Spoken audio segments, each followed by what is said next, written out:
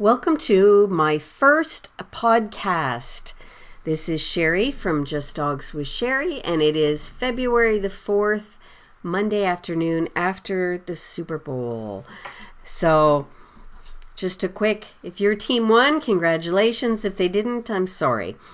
So let's get to the first podcast. Today, I want to talk about training, having a new dog, and getting yourself into the training mode.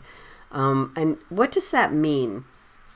That means that when you have a new dog, no matter if it's an adult dog that you just rescued, got from friends down the street, or you have a new puppy, it is your job to instill an education all about our human world in your dog. And that can mean a lot of work depending on the dog that you're working with. Each and every dog is an individual. Some are easier than others to train. Some dogs may already have behaviors that you'd like to get rid of and replace them with new, better behaviors. And so when you have a new dog, you need to put yourself in sort of a mindset of a dog trainer. And a lot of my clients will say, well, I'm not a dog trainer, Sherri. You make it look so easy.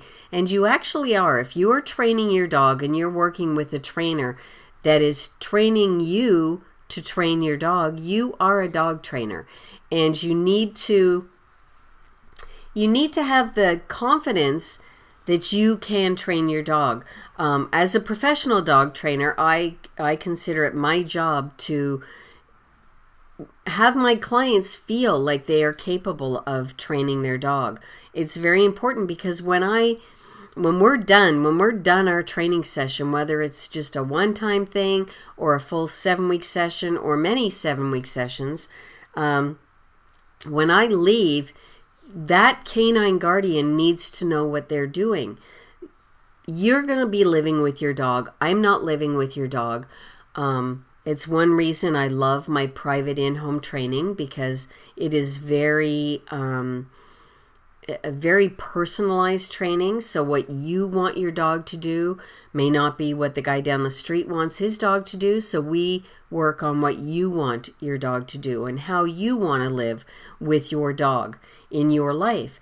And our dogs have a lot to adapt to live in a human world. So it's our job to give them that education. So when I have a new training client, I like to get into the whole training mode and what they have to do as canine guardians. We typically meet once every week or once every 2 weeks, depending on what they want. And in between that, they have a lot of homework to do. And it is very obvious to me who does their homework and who doesn't do their homework. But in the beginning of the training, we always discuss how important the homework is. And that's basically the day-to-day training that canine guardians have to, it's essential for them to implement throughout the day-to-day, the daily routine. You implement obedience training throughout the day. So I meet a lot of people who do 15-minute training sessions and then the dog runs amok the rest of the day. And anytime the dog is asked to do anything when they're not in training mode, not in a training session, they won't comply. And that's because they're not used to having to do things throughout their day-to-day. And so by us, the humans, the canine guardians, slipping into training mode, we are kind of constantly always training. When you first learn a behavior to teach your dog, say sit or down, we're giving them treats for it until they get it. And once they get it, we need to start using it in a day-to-day. And things that our dogs want to do, like they want to play fetch, they want a toy, they want to eat, they want to go outside, they want to go for a walk. All those things then become the reward for doing what we ask, a simple sit or a simple down. until, we're teaching them more and more advanced behaviors and implementing that into our daily routine as well. And when we're in training mode, we're constantly aware of what our dog is doing, especially if you have a brand new puppy, which I do. Riggs, he's a little bit over 14 weeks old, a standard poodle, and he's super smart, but he definitely pushes the limits. He's one of those puppies that loves to grab anything in sight, and he is learning down really well, or sorry, not down, drop, really well. But there's things that he knows that he is not supposed to have, and he will grab and dive under the bed. And depending on what it is, if it's not something dangerous, I will literally walk out of the room, grab a jar of treats, and ask Elsa for some sits and downs and reward her. And in 2 minutes, he comes flying out from under the bed, and he's left whatever it is that he had. I ask him for a couple of sits or down, and he gets his reward. I quickly go and retrieve whatever it was that he had, and I put it up high. If it is something dangerous, then I will go very quickly. Chances are I've got treats on me, and show him the yummy, delicious treat and ask him to drop, and he'll drop it. So it's something that we're working on a lot, because that's something he really enjoys doing, and something that I really do not enjoy him doing. So we're working on that. So when you have a new dog in your home, you need to slip into the dog trainer mode. You're not all professional dog trainers.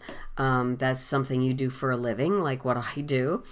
But you are dog trainers because you are training your dog. And if your dog trainer is working by teaching you to teach your dog, there are times when they're going to do hands-on training, which I do as demonstrations. I show my clients how to do things, correct them when they do it wrong, that kind of thing.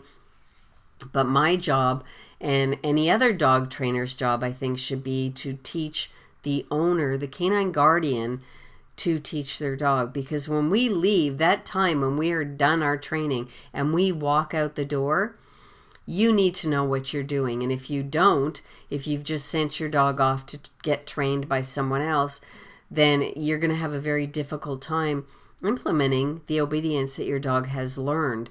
So I strongly believe that the best dog trainer for your dog is you. So, as most of you know, many of us wear many different hats. Dog trainer, if you have a new dog trainer is one of them. So, thank you for joining my first podcast.